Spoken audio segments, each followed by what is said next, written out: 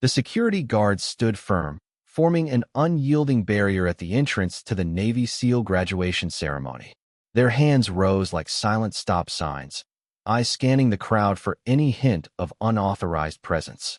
"Family members only," the lead guard declared, his voice cutting through the crisp morning air with the weight of military protocol. "You need proper credentials and official invitations to access this restricted area."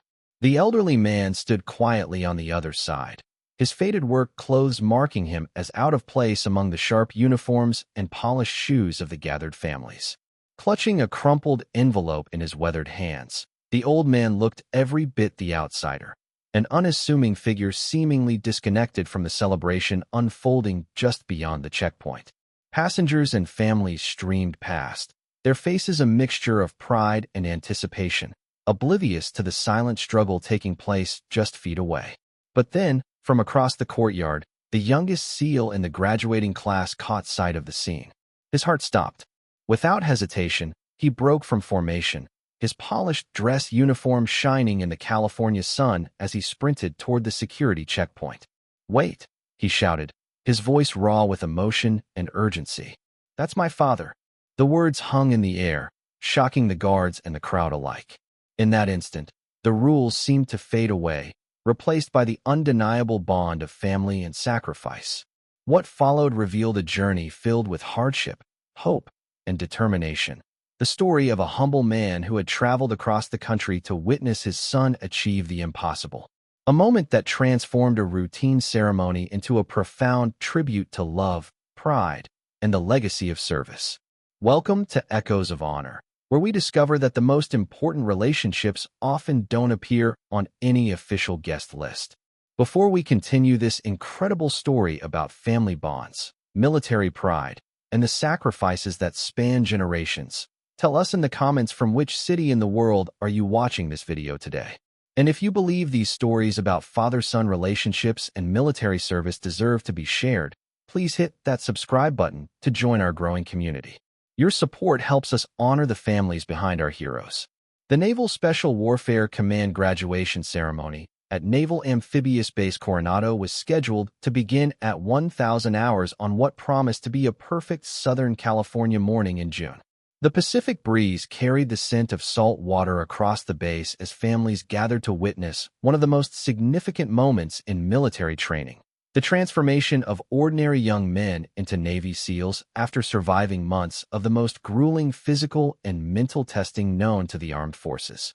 The ceremony grounds buzzed with nervous energy and overwhelming pride as parents, siblings, spouses, and children filled the meticulously arranged seating areas. These families had endured their own form of training during the months their loved ones had been pushed to their absolute limits, supporting them through phone calls filled with exhaustion, doubt, and determination. Today would validate every sacrifice, every worry, every moment of wondering if their sons and husbands would make it through the program that eliminated more candidates than it graduated. Security for the SEAL graduation was necessarily extensive, reflecting both the classified nature of special operations and the high-profile status of many attendees. Senior military officials, government representatives, and distinguished guests whose own service commanded respect filled the VIP sections. Multiple checkpoints, credential verification systems, and restricted access protocols ensured that only those with proper authorization could witness the ceremony that would induct new members into America's most elite fighting force. The security operation was overseen by Master Chief Petty Officer Ricardo Valdez, a 26-year Navy veteran whose responsibility extended beyond simple access control to ensuring the safety and dignity of an event that represented the pinnacle of military achievement. His team had been briefed extensively on the importance of maintaining strict verification procedures while treating all family members with the respect and courtesy befitting such a momentous occasion. Standing outside the main security checkpoint, looking uncertain and increasingly overwhelmed, was Frank Chun. Though none of the guards processing credentials knew his name or understood his connection to the ceremony taking place beyond the gates. At 64, Frank carried himself with the quiet dignity of someone who had spent his life working with his hands, building and fixing things in a world that rarely noticed the people who kept essential systems running. Frank's appearance immediately marked him as different from the other families attending the ceremony. His clothes were clean but clearly from a discount store, pressed with care but showing the wear of someone who owned few good outfits and treasured each one. His work-roughened hands clutched a manila envelope that contained everything he owned that might prove his relationship to one of the graduating seals: old photographs, report cards, a birth certificate, and letters written on cheap paper during lonely nights when the distance between father and son seemed impossible to bridge. What the security personnel couldn't see, what their procedural focus and official concerns prevented them from understanding, was that Frank's presence at this ceremony represented one of the most important journeys of his life. Not just the physical journey from a small town in Minnesota where he worked as a maintenance supervisor at a grain elevator, but an emotional journey that had taken years to complete. The relationship between Frank and his son Tommy had been complicated by divorce, financial struggles, and the kind of geographical separation that had become common in American families, where economic necessity scattered relatives across the country in search of work and opportunity. Frank had raised Tommy alone after his wife died when the boy was 12, working double shifts and overtime to provide for his son while struggling with grief and the overwhelming responsibility of single parenthood. Tommy's decision to join the Navy immediately after high school had been both a source of pride and heartbreak for Frank. Pride because his son was choosing to serve his country and pursue opportunities that Frank had never had. Heartbreak because it meant another separation, another chapter in their relationship where distance and duty would limit their contact to brief phone calls and occasional letters. When Tommy had been selected for SEAL training, Frank had felt a mixture of emotions that he struggled to process. Pride in his son's exceptional physical and mental capabilities, fear about the dangers that special operations would bring, and a deep, persistent worry that the elite military world Tommy was entering would take him even further away from his working-class father who had never traveled far from Minnesota and struggled to understand the sophisticated military culture his son was joining. The invitation to the graduation ceremony had come in the form of a brief phone call from Tommy 3 weeks earlier, delivered in the formal, precise language that SEAL training had instilled in him. "Dad, I'm graduating from BUD/S on June 15th. I'd like you to be there if you can make it." The invitation had been matter-of-fact, almost casual, but Frank had heard something underneath the controlled tone that suggested this moment meant more to Tommy than he was willing to admit. Frank's decision to attend the ceremony had required sacrifices that he hadn't shared with Tommy and wasn't likely to discuss with anyone. The trip to California would cost nearly 2 weeks' wages after accounting for transportation, lodging, and time off work that he couldn't afford to lose. His supervisor at the grain elevator had been unsympathetic about the request for time off during their busy season, granting the days only after Frank had agreed to work extra shifts before and after the trip to make up for his absence. The journey itself had been an adventure for someone who had rarely traveled beyond the boundaries of his home state. Frank had taken a Greyhound bus because it was the cheapest option, enduring 36 hours of stops, transfers, and uncomfortable seats while carrying his few possessions in a battered suitcase that had belonged to his father. The bus trip had given him time to think about his relationship with Tommy, about the mistakes he might have made as a single parent, and about the young man his son had become despite the limitations of their circumstances. When Frank finally arrived at the naval base, tired from travel and overwhelmed by the scale and sophistication of the military facility, he had approached the security checkpoint with the kind of nervous uncertainty that immediately attracted attention from guards trained to identify potential problems. His lack of familiarity with military protocol, his obvious discomfort in the formal environment, and his inability to produce the kinds of credentials that other families carried had marked him as someone requiring additional scrutiny. Master Chief Valdez had been observing the developing situation from his command post when Frank approached the checkpoint, and something about the elderly man's demeanor had triggered his professional awareness. Not suspicion exactly, but the kind of attention that experienced security personnel pay to anyone who seems out of place or potentially problematic in a high-stakes environment. "Good morning, sir." Petty Officer Jenkins, the checkpoint supervisor, had said with professional courtesy as Frank approached. "I'll need to see your invitation and identification to enter the ceremony area today." Frank had produced his driver's license and the manila envelope containing what he hoped would serve as proof of his relationship to Tommy, but the contents had immediately created complications that standard security procedures weren't designed to handle. The documents were personal rather than official, meaningful to Frank and Tommy, but lacking the formal authorization that military security typically required. "Sir, I don't see an official invitation or family verification in your materials," Jenkins had reported after reviewing Frank's documents. "Do you have a letter from your son or official notification from the Navy about family attendance at this ceremony?" Frank's explanation of his relationship to Tommy and the circumstances of his attendance had been honest, but inadequate for security purposes that required concrete documentation rather than personal narratives. His nervousness about dealing with military authorities, combined with his natural reluctance to provide more information than seemed necessary, had created the impression that he was either confused about the requirements or potentially attempting unauthorized access. "Sir, without proper family verification, I can't authorize your entry to the graduation ceremony," Jenkins had announced, his tone becoming more formal as he prepared to deny access to someone whose credentials didn't meet established requirements. "You'll need to contact your son to arrange for proper documentation or sponsorship through official channels." Other security personnel had begun to notice the developing situation as Frank tried to explain his circumstances and his relationship to Tommy. His increasing anxiety about missing the ceremony, combined with his frustration at being unable to provide satisfactory documentation, had created exactly the kind of scene that security teams were trained to manage with firmness and efficiency. "Please, I came very far to see my son graduate," Frank had said, his voice carrying the desperation of someone who understood that bureaucratic procedures were about to prevent him from witnessing the most important moment in his relationship with Tommy. "He called me 3 weeks ago and asked me to come. I took time off work. I traveled for 2 days to be here." The security team's response had been professional but inflexible, reflecting training that emphasized the importance of maintaining access control even when dealing with sympathetic situations.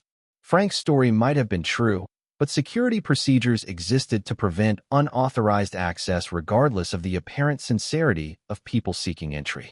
Meanwhile, across the ceremony grounds, the graduating SEAL class was conducting final preparations for the most important day of their military careers. 28 young men who had survived one of the most demanding training programs in the world were making last-minute adjustments to uniforms, reviewing ceremony procedures, and managing the kind of nervous energy that comes with completing something most people consider impossible. Among the graduates, Seaman Tommy Chin stood out not for his physical size. At 5'6" and 145 pounds, he was among the smallest members of his class, but for the quiet intensity that had carried him through training that had defeated much larger and seemingly stronger candidates. His achievement in completing SEAL training represented a triumph of determination over physical limitations, of mental toughness over apparent disadvantages. As the graduates moved into their final formation, Tommy automatically scanned the family seating area, looking for the familiar figure of his father among the crowd of proud relatives. His eyes searched the faces in the audience, hoping to spot Frank's weathered features and work-worn hands, but failing to locate him among the well-dressed families who filled the ceremony grounds. Tommy's disappointment at not immediately seeing his father was tempered by understanding of the challenges that attendance might pose for someone with Frank's limited resources and unfamiliarity with military environments.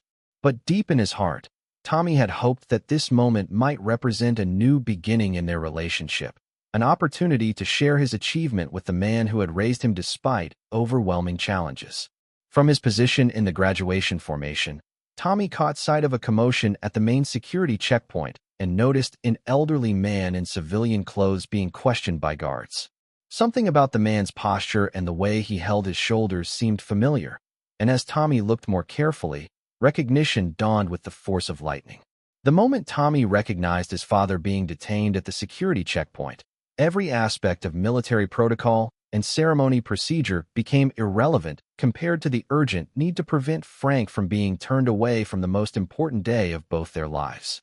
Without consideration for the breach of discipline his action would represent, Tommy broke formation and ran toward the checkpoint with a speed that his classmates had witnessed during training, but never in a situation like this.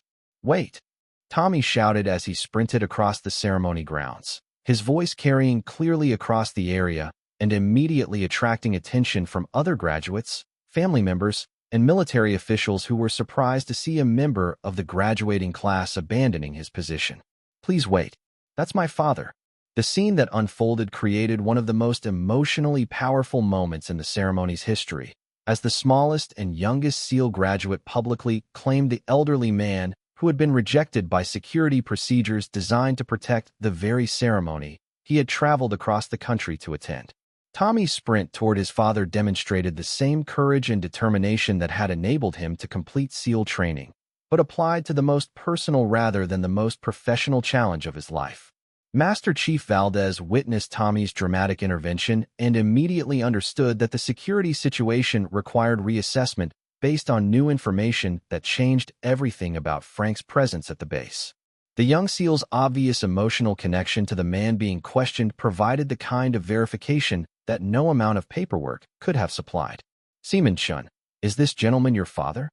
Valdez asked as Tommy reached the checkpoint, his question reflecting both his need for official confirmation and his recognition that the situation had moved beyond standard security procedures into something that required human judgment rather than bureaucratic adherence to rules.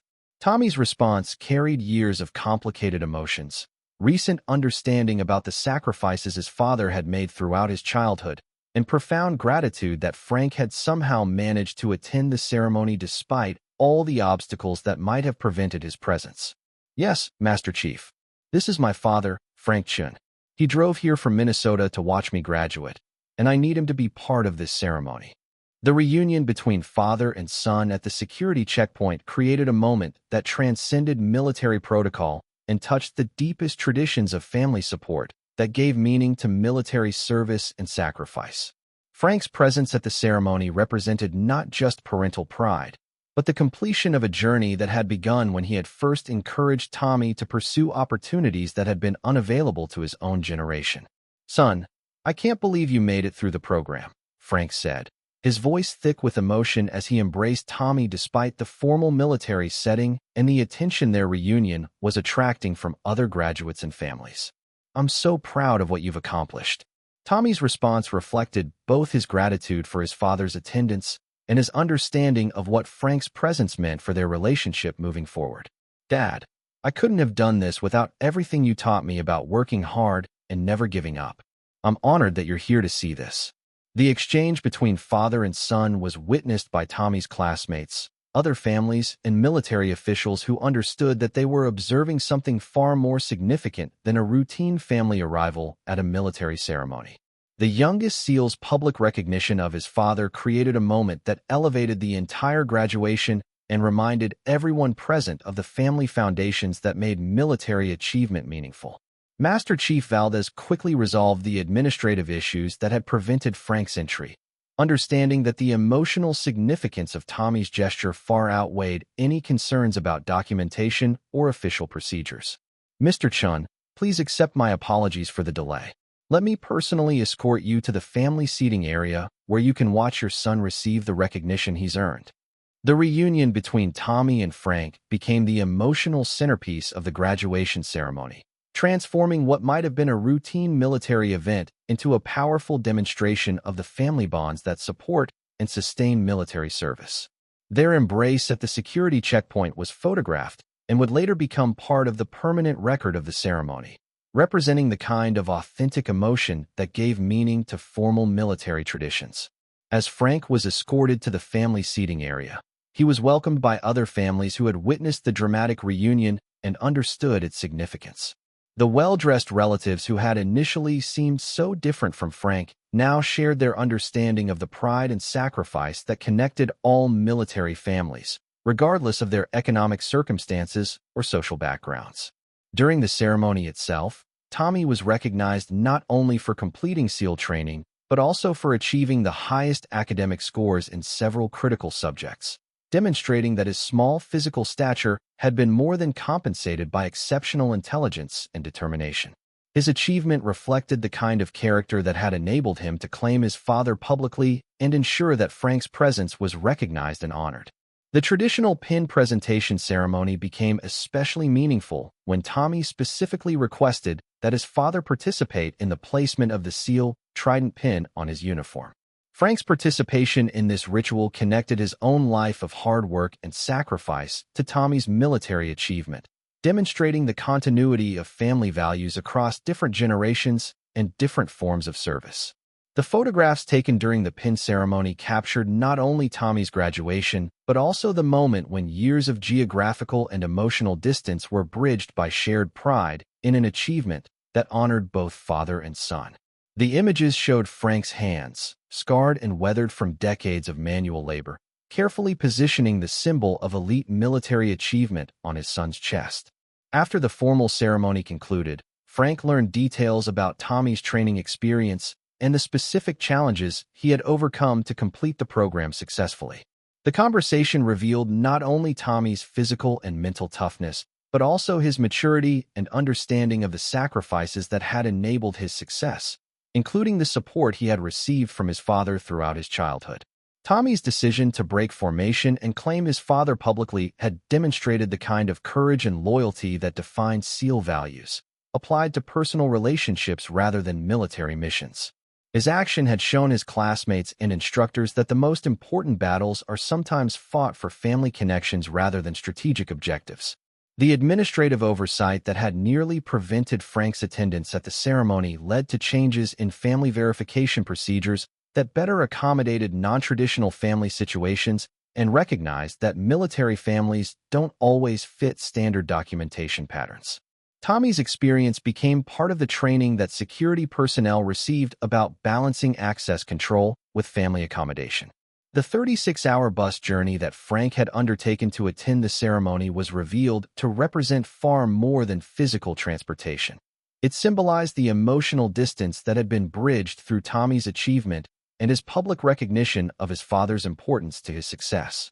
Frank's presence at the graduation had required its own form of courage and determination. Master Chief Valdez personally thanked Frank for his attendance and for raising a son who exemplified the values of naval special warfare, understanding that Tommy's character had been shaped by the work ethic and determination that Frank had modeled throughout his life. The recognition connected Frank's parental influence to Tommy's military achievement while honoring the family foundations that supported elite military service. The ceremony's commanding officer, Captain Michelle Rodriguez, made a point of meeting Frank personally and acknowledging the sacrifice he had made to attend his son's graduation. Her recognition of Frank's importance to Tommy's success demonstrated the Navy's understanding that family support was essential to the development of special operations personnel. The manila envelope that had seemed inadequate to security procedures was revealed to contain the most important documentation of all, evidence of a relationship built on love, sacrifice, and mutual respect that had survived geographical separation and economic challenges. Frank's careful preservation of photographs, letters, and memories had created a record of their relationship that was more meaningful than any official paperwork. Tommy's graduation from SEAL training became a catalyst for renewed closeness between father and son, with their relationship strengthened by the shared experience of the ceremony and Frank's visible pride in Tommy's achievement. The distance that had seemed so insurmountable was bridged by Tommy's success and his public acknowledgement of his father's role in making that success possible. In the months following the graduation, Tommy and Frank maintained regular contact for the first time since Tommy's enlistment, with their relationship deepened by mutual understanding of the sacrifices each had made. Frank gained new appreciation for the challenges Tommy faced in military service, while Tommy developed greater understanding of the struggles his father had endured as a single parent. The security checkpoint that had briefly threatened to separate father and son became a symbol of the bureaucratic obstacles that can prevent meaningful family connections, and the importance of human judgment in recognizing when procedures should be modified to serve human needs rather than administrative efficiency. Frank returned to Minnesota with a new understanding of his son's achievements and character, carrying with him memories of the ceremony and renewed hope for their relationship. His attendance at the graduation had required courage that paralleled Tommy's completion of SEAL training, demonstrating that family support often demands its own form of heroism. The work clothes that had marked Frank as different from other families were revealed to represent the foundation of values that had shaped Tommy's character and enabled his success. Frank's lifetime of honest labor had provided the example of dedication and perseverance that Tommy had carried into SEAL training and would carry throughout his military career. Sometimes the most important victories in military service occur not on battlefields, but at security checkpoints, when young warriors find the courage to claim their families publicly and ensure that love and support are recognized alongside achievement and honor. Tommy Chun had completed one of the most challenging training programs in the world, but his most courageous act had been running toward his father and demanding that their relationship be acknowledged and respected. The youngest SEAL graduate had taught his classmates, instructors, and everyone present that military excellence is built on family foundations that deserve recognition and protection. His willingness to break protocol to honor his father had demonstrated that the most important military values include loyalty to family and the courage to challenge systems that fail to recognize the people who make our achievements possible. This story was brought to you by Echoes of Honor. Before we leave you today, here's our question. Have you ever known someone who never asked for recognition but deserved more than anyone else? Someone whose sacrifices enabled your achievements even when bureaucratic systems failed to acknowledge their importance? Tell us in the comments about the family members who have supported your success despite obstacles and barriers, and how their example has shaped your understanding of what really matters.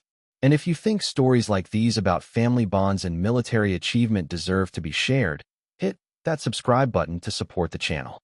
We'll see you in the next one.